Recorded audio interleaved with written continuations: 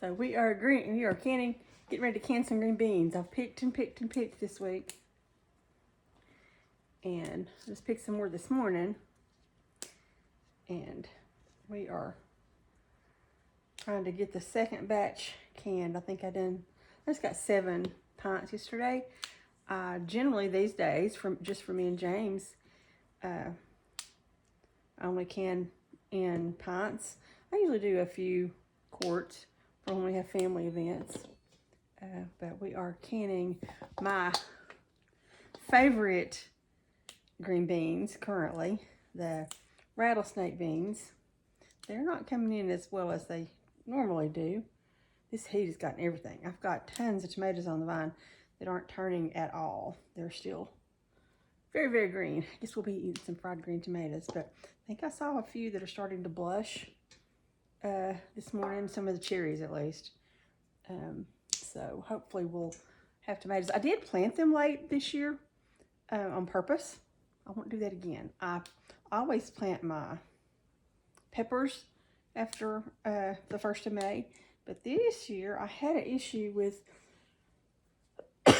excuse me, my tomatoes not germinating. I think I had them started in some bad soil or something, I don't know, but the first seeds that I started didn't take off, so I had to restart them. And then we had to obviously plant late, so that's just kind of what happens sometimes. So I've been out this morning and did my farm chores. I had to milk Bougie. I haven't talked to you guys much lately. Since Ghost died, my world changed quite a bit. So I think I'm back on track now for the most part. I went to the doctor yesterday because I've got some inflammation issues in my throat. And he put me on a very strict low carb diet. And gave me a steroid shot and another shot for the inflammation, and hopefully that'll help me get back on track. You know, I think sometimes when we have something real emotional happen like that, it kind of takes our body back a little bit and lowers our immunity. And for the most part, we eat pretty healthy generally. I will say for the last month and a half since Ghost died, I've ate way too many ultra processed foods, Cheetos, chips, all of those kind of things. So I'm sure that's a contributor to my recent health issues, but hopefully I'm back on track. I didn't even realize, you know, when you're going through something like that, sometimes I just eat for comfort. I don't know about you, that's what I do. I eat for comfort and forget to take care of me. So I go to this really neat doctor, Dr. Andy, and he spends, I don't think I've ever been to him that he didn't spend at least an hour with me. And so he talks and he asks questions. So in the middle of all these questions, you know, and he's like, well, tell me about your diet. And must be going on. So I told him, well, I just was honest, told him I'd been eating way too many Cheetos, chips, and junk food. And we started talking about just the macros, the protein and such. And I had gastric bypass surgery about 5 years ago. And so I have to really work to get in enough protein. And I realized I had stopped drinking my protein shakes. And as I was saying all this stuff out loud, you know, when we were trying to talk about what to do to help with the inflammation, you know, and my low energy, you know, and we started talking about my low energy, and I thought, duh, that makes sense. I'm probably getting 30 grams of protein a day, maybe 40, when I'm used to getting, you know, 90 to 100. And so I'm back on track today and gonna focus on my diet and see if I can't get me healthy. It is such a busy time of year at our house with all the dairy. And now I will say, I was getting 4.5 gallons of milk a day that I was having to process. And Bougie got mastitis again. We got a cow, I think, that's a little prone to mastitis. This is all a learning experience for us, and I think we'll check some things differently when we buy another cow. I mean, I love her, she's great. But what we had to do was put her back with the calf, and I am seriously just milking in the mornings what she'll give me, and she holds back for the baby, which is what we were trying for her not to do, because you don't get as much cream. And one of the things that I really enjoy about having a dairy cow is the butter. Yeah, so butter, sour cream, cream cheese, all that fun stuff that you need some cream for. Excuse me. And so, but at this point, I'm getting about a gallon and a half a day. Just plenty for us. And I'm just having to make a little less butter. I was trying real hard to put some butter back for winter when she's not giving, because the butter is richer and very, very yellow and just wonderful in the spring when the grass is really fresh and new. And then it gets not quite as delicious. It's still good. It's still better than what you can buy at the store. And lots better for you. I miss strings in my green beans, and I hate strings when I'm eating them. So when I see them, I have to go back and pick them. Do y'all do that? I mean, the rattlesnake beans are, if you pick them young, you know, they're not extremely stringy, but then, you know, inevitably there's some bigger ones in here that have some strings. So I also picked this morning. I harvested blueberries, which I'm going to need some help with because I'm 5'1", and there's some way up high, and I don't know that I'm going to be climbing on the ladder to get them. We'll see. I think I got some big tall grandsons that can come help get the rest of them, but I'm going to lose them if we don't get them pretty quick. And then I harvested. I didn't go out there for anything except green beans and blueberries, but one of my small wonder spaghetti squash was ready. They're little. They're about this big. I've not tried one yet. I'm kind of anxious to see how they do and how they overwinter and all that kind of stuff. But and what else? I was a few cucumbers, and I actually got the neatest thing. I planted these. I forgot the name of them, but they're kind of purple, lighter purple, kind of orchid looking peppers, bell peppers, and I had a whole bunch of those ripe. So I went ahead and picked some of those. They're a little early since I don't have any tomatoes, and I use those in. I use all my pretty colorful peppers when I'm making salsa. So I may have to go ahead and process those and freeze them to use when everything else gets ready, I guess. And then there were some other peppers that were ready. Some of the other Keystone green peppers that I went ahead and picked to bring in, mainly so they'll keep producing. One of my favorite YouTubers, Roots and Refuge, Jess, says flowers that you know they just want to make, they're just trying to make babies. So they did. If you pick all the fruit, they'll keep producing. So I try to keep everything harvested and picked.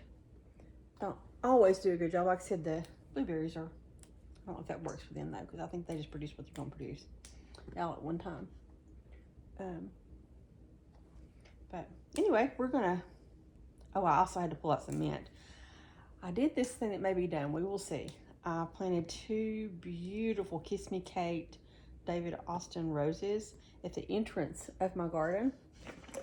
And there was some mint, and I originally had, on one side I planted basil, and on the other side I had mint and lemon balm, things that smell good. I thought that'd be cool coming into the garden. Well, since then I've decided I want a rose, so I've pulled out a whole bunch. I pulled out all of the lemon basil and just moved it. The mint I pull out and it keeps coming back. You know, they say that you can't ever get rid of mint once it's in there. But see, with this great big bean, it's got 2 springy strings, so I will just take all the, I'll just take the seeds out and just get the chickens. The chickens get the scraps. They love this time of year because they get so many scraps from all the canning and such. We have, speaking of chickens, we have, I say a broody, so there's one chicken, Pumpkin. I don't know if you remember, but when we were processing chickens, the meat chickens, last fall, they had sent us one chicken that wasn't like the others. It was not a meat chicken. So we allowed Hazel, my granddaughter, to pardon that one. And she named that was her chicken, and she named her Pumpkin. So Pumpkin is now in with all the layers, and she's a big fat chicken. She may still be some kind of meat chicken, but we looked her up. I think she may be a blue laced red Wyandotte is the closest we could come to what she looks like. She's really pretty, but she decided she's gonna get broody and sit on some eggs. And I went to grab them, and she of course pecked me. And normally I would just pick them up and move them and get the eggs. But I thought, well, you know what, let's let you sit. So now she is sitting on about probably a dozen eggs. But it's so funny. I need to take some video because it's not just her sitting. There's 3 or 4 chickens that end up changing out and sitting on those eggs. And sometimes there'll be 2 in there at a time, which I've never seen before. But I'm hoping we get some chicks, because the last chicks we had were a surprise, and they were outside the chicken run. And they kind of were wild, and we never did catch them. And out of the 8 or 10, I think there's like 4 left. Something gets those when they're not protected in the chicken run.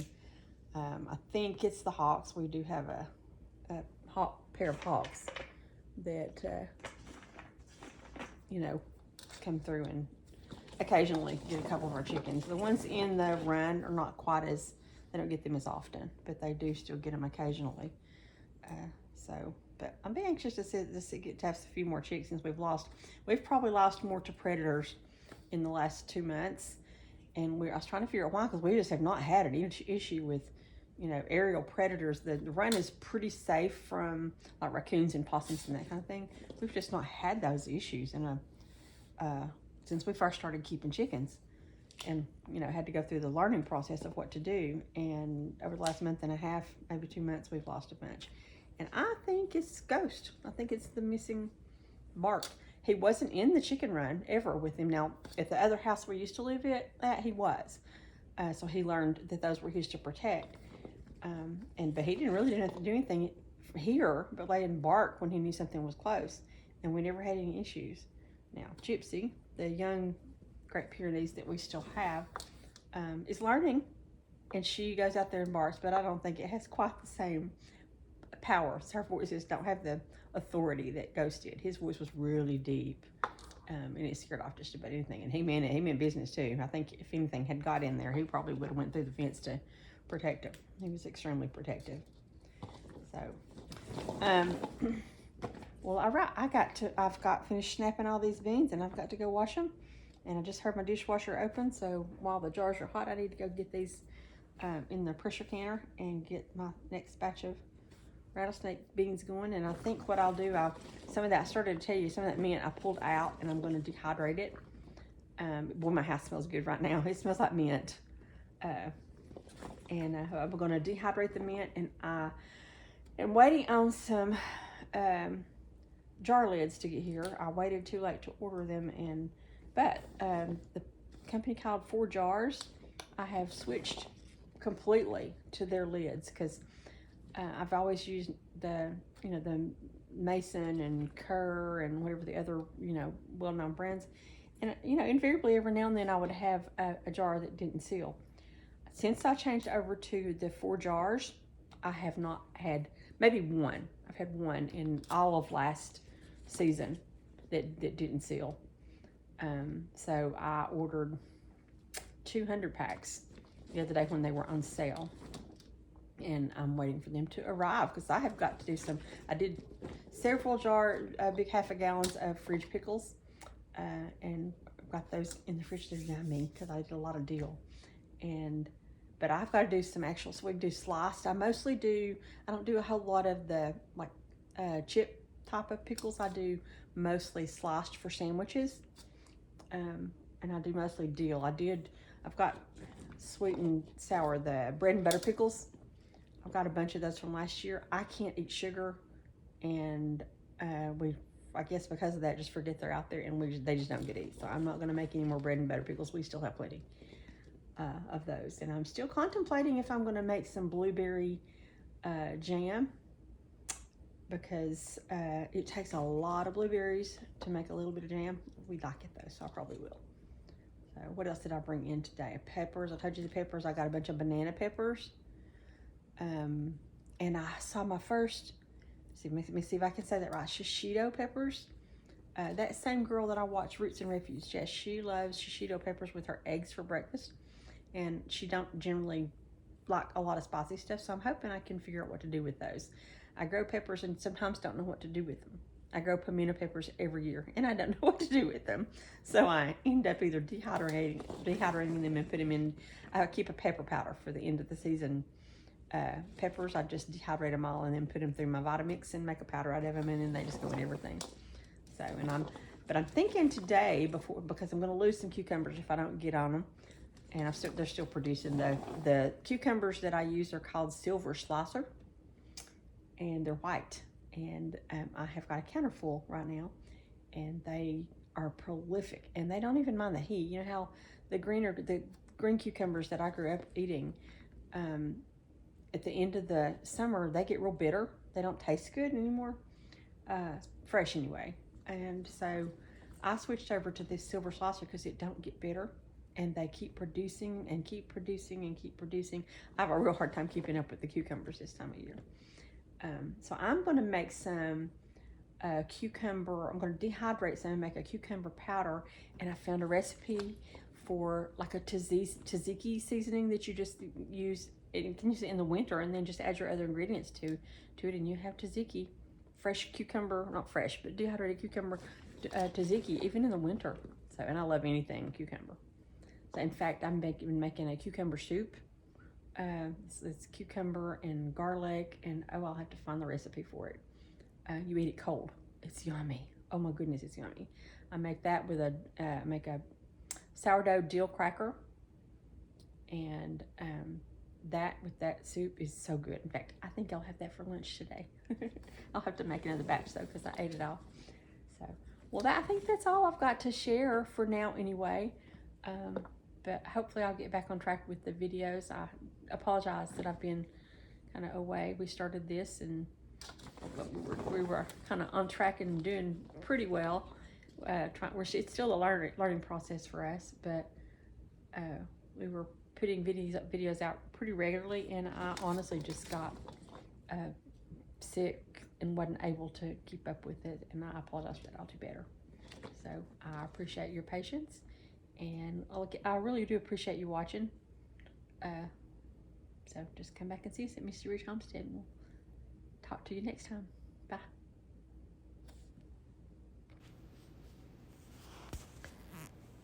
So green beans are on the stove. They've been washed, and they are blanching. I blanch them for just a couple minutes in boiling water before I put them in the jars. And the green beans that are sitting there currently, that's the ones I did yesterday. So I'll have to move those out of the way in order to put the fresh, clean jars right out of the dishwasher that have been sanitizing on, and get them ready for the new green beans that are going to go in. You see all those cucumbers and squash back there? I'll have to do something with those. And those wall hangings, the window wall hangings that you see, the pointy things, the little cathedral wall hangings in the back. We completely redid our living room last weekend and kind of flipped everything. And now I have an extra wall to decorate, so those are sitting there waiting on me to figure out what I'm going to put up with those. So they're kind of there in the way right now. But we are just getting out the freshly sanitized hot jars, and we'll put the green beans, we'll ladle those inside. I'll have to put some salt in first, and here in just a minute I kind of get in front of the camera. I apologize. I thought I had a good angle. I did not. I did not, but we'll get through it. So we're going to put the green beans in the hot green beans in the jars, and then they'll go in the canner. They're pints, so they'll pressure can for 20 minutes in my electric pressure canner. I have a Presto electric pressure canner that I absolutely love. I have one of the older old-fashioned ones that just works on the stove too, and I've used it and still do when I have a lot of stuff going at one time. But the older one I had to sit by and watch really, really carefully. This one I basically plug it in and put everything in and hit start and go. I don't have to stand over it, and that works a whole lot better. So if you get an opportunity to get one of those, it does like 7 pints at a time, and I think that probably does 7 quarts too. I don't remember for sure, but it's one of the best investments I've made to make my canning life easier, because then I can move on and do other things while the canning's going on. Excuse me.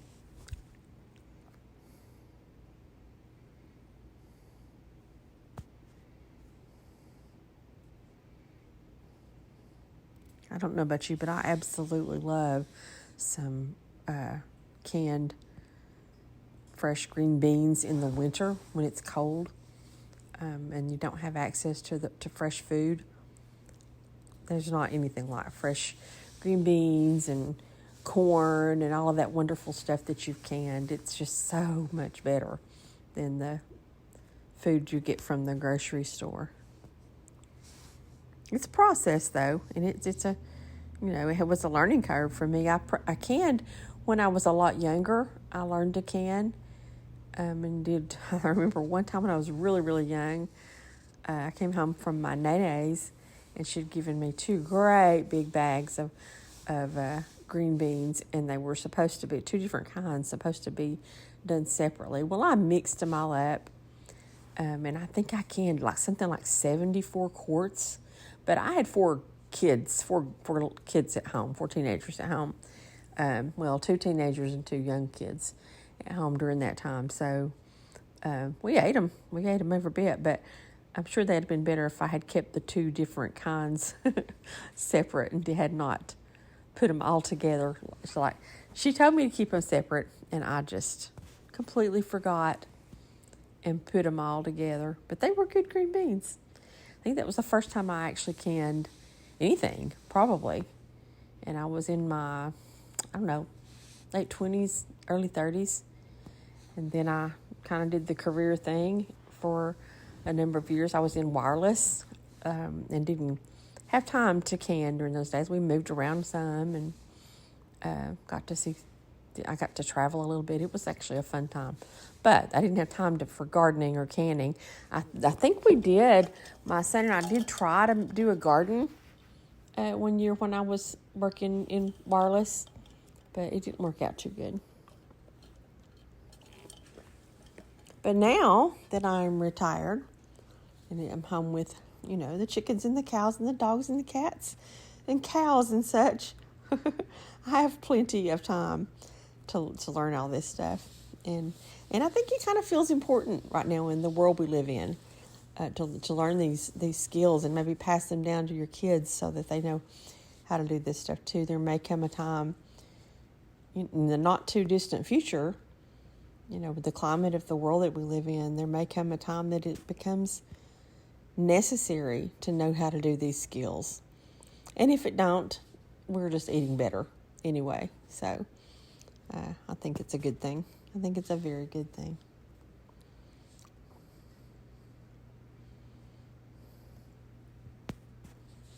What do you guys can? Do you can in the summer? What do you grow and can? I'd like to know. And do you can quarts or pints with, it's just me and James for the most part. Me and my husband, my sweet, sweet husband. And we mostly just cook for ourselves. So a pint of whatever we have is generally enough. And if we have company, I can always go grab another one or 2 off the shelf.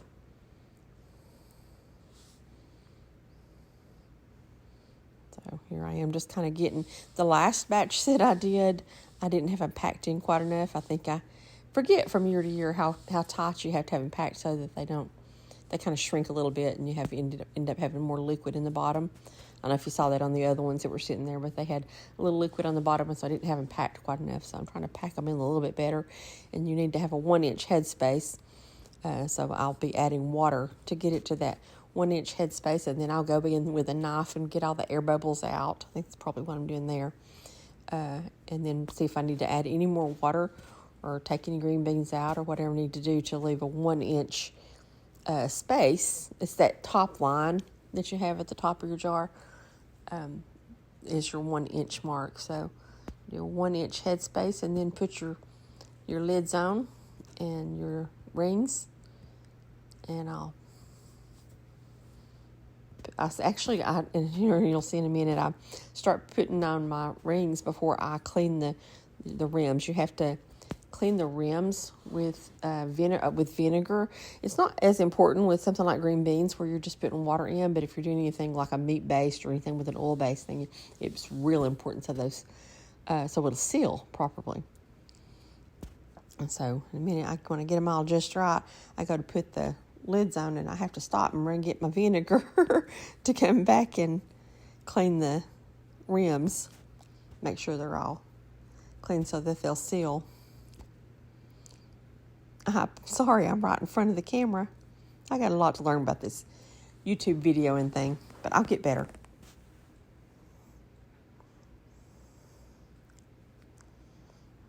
I got up this morning and walked out, and my kitchen was just, I like to go to bed with a very clean kitchen and get up to a clean kitchen. That makes me really happy. And this time of year, my counters are so completely cluttered with, generally sometimes I'll have a dehydrator, and today was I knew I was going to be canning green beans again, so I had the canner, and I had used the Instapot and made a roast, and I'm going to put it back in and warm it up in a little bit. So that was on there. And then there's all of the vegetables. There's the cucumbers and the zucchini and the small wonder spaghetti squash. And my counters are just full of stuff, jars and everything as I go through. And then I have to, for the milking, I usually set up the jars that I'm gonna use for the next morning. I'll wash them and sanitize them, and then I'll put them on the counter. So that they'll be ready for the next morning. So I got it this morning, walked in here, and my husband said, "Why are you frowning?" I said, "Because my kitchen is in such a disarray. It just really annoys me to wake up to a cluttered kitchen. That's just the nature of the beast this time of year." I have learned to put my dehydrator on the back porch. We've got an old island out there that one of our sons made for us several years ago that don't work in this house, and I keep it out there, and I put the dehydrator on it, and it works pretty good out there. I like it, so I don't have to have my counters cluttered up with that. My kitchen's not super big, so I don't have a huge amount of counter space anyway.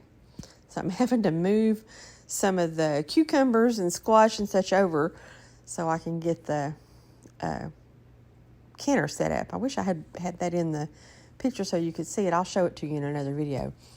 Like I said, it's a pressure canner. It's an electric pressure canner that's not quite so difficult to use. You don't have to stand over it as much. You still got to watch it. I think anytime you're pressure canning anything, or pressuring in general, even with the Instapot, I think you have to kind of watch it a little bit. So they're getting ready to go in the pressure canner, and they will can for 20 minutes. And then we'll move on to something else. Like dehydrating. I'm going to dehydrate cucumbers, and I'm going to dehydrate some mint in the oven, just because I think it in the dehydrator that I have, I don't think it does it as well. I think it almost makes it too crispy.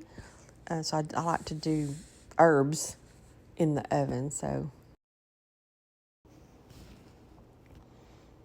we'll get these in and get them going, and then we will move on to the other things we have to do today. The dehydrating the cucumbers and the mint. That'll be tedious. Taking the mint off the little stems is a little bit tedious. And I think I will do one tray in the oven of the mint, and then the other one the rest of it I'll just tie up and hang because it makes the house smell so good. So we'll move on with the day.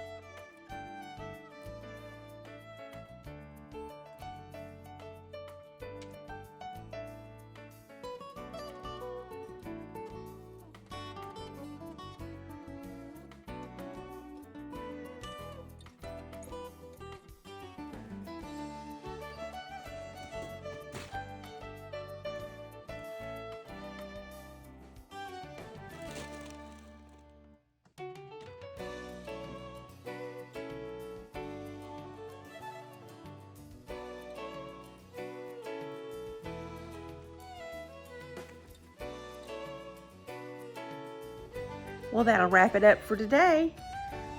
We've been quite busy. We'll be busier still tomorrow. We'll take those dehydrated cucumbers and we'll put them in the Vitamix and blend them up and make a powder.